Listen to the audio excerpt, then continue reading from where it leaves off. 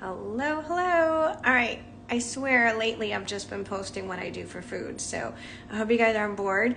Guys, how are you? It's Tita. I am back with just some tips on what I've been doing for food and just what helps me to stay on track and to make sure that I'm not eating junk even when I want to sometimes. So today I'm gonna make something really simple, and I have the wrapper in front of me, and of course here's my handy dandy pressure cooker.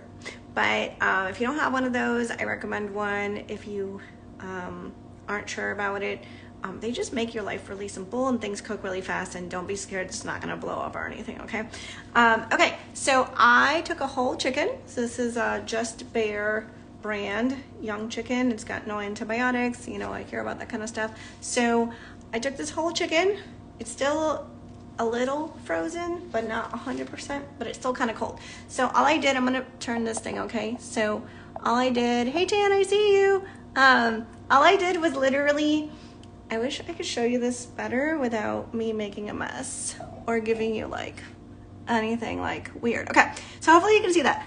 In my pot is literally, the pot comes with this little rack. So on top of the rack, I literally took out the chicken and I put, I rinsed it. Then after I rinsed it, all I did was I stuck it in here.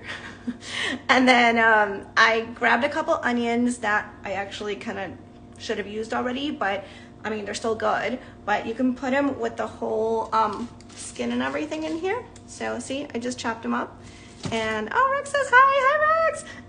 Oh, I have a tip for you, Tan, for this. So, so onions, if you've got carrots, you can use, like, if you're cooking something else and you're like chopping off the ends, you can throw those in here because that's gonna help for your stock. But in any case, really easy. The chicken's in here. There's 2 onions because that's what I had, but you can just use 1. You don't have to use 2. I had some garlic, so I threw a bunch of garlic cloves in there. And then, but any other vegetable that you want to throw in there is okay. Like if you have bell peppers or carrots, you can throw them in. I didn't have that. And then you're gonna add about a cup of water to the bottom. Okay, so I already did that. So about a cup of water at the bottom. Then you're gonna do your onions and your garlic and whatever else. So super easy. I just literally used, so I didn't chop this finely or anything. It's literally like half an onion thrown in there, a couple of them. And then all you do is basically put the lid on, and then, ooh, trip over your dog. You guys can see all the mess at my kitchen. So, okay, then you come, I'm trying to see, can you guys see the buttons? Hopefully you guys can see the buttons. But you go to a pressure cook, or you figure out how to turn it on like me. It says off. Okay, what did I do wrong? See, we learned together. I have used this before. All right, poultry, it says 35. So I'm okay with that. I'm gonna check that the button on the top is turned so that it can start and it doesn't start venting. It's gonna do those beeps. Now it says on, and I'm gonna sit tight. It's gonna build its pressure, and then once it builds the pressure, it's gonna beep at me, and that means it's starting the 35 minutes. And then once the 35 minutes are done, it's gonna beep a whole bunch of times, and then it's gonna be ready to let the steam off. If you wanna let the steam off, you just wanna grab like a towel and make sure like you kind of cover it so that you don't burn yourself, because the steam that's gonna come out is really hot. But if you wanna let the pressure build off naturally, you can do that too. So I'm gonna let mine build off naturally, so I'll probably leave it in for about 45 minutes to an hour total. Once it's done, it'll have a timer that's post, so it'll tell you how many minutes it's been after. And basically, what I love about this is that when it's done, I'm gonna have chicken that's basically a rotisserie chicken that's cooked. Obviously, it's not gonna have that golden skin or anything like that, but I know what's in the chicken. And I'm gonna have a ton of broth, like actual chicken broth that I don't have to buy the containers at the store. So I'll get awesome broth. It's gonna be awesome because it's gonna be very gelatinous because it's coming straight from the chicken bones.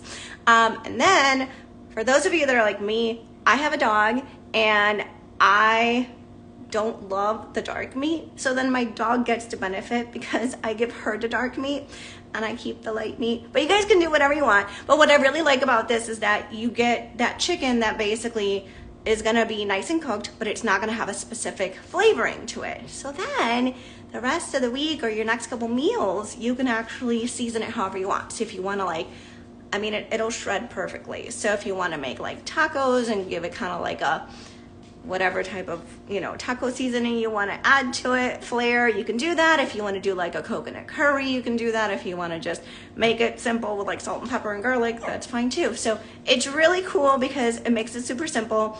And then don't forget your broth you can use it with some of your chicken to make chicken soup, right? With or without noodles. And you can also use it to when you're cooking, right? So if you're cooking vegetables or if you're cooking any other recipe that calls for broth, you already have broth made. So anyhow, I hope that's helpful. Let me know what you guys think. Let me know if you're gonna try it. If you have any questions, I'll come back in about an hour and show you guys the end product. All right, take care. Bye. Bye, Tan.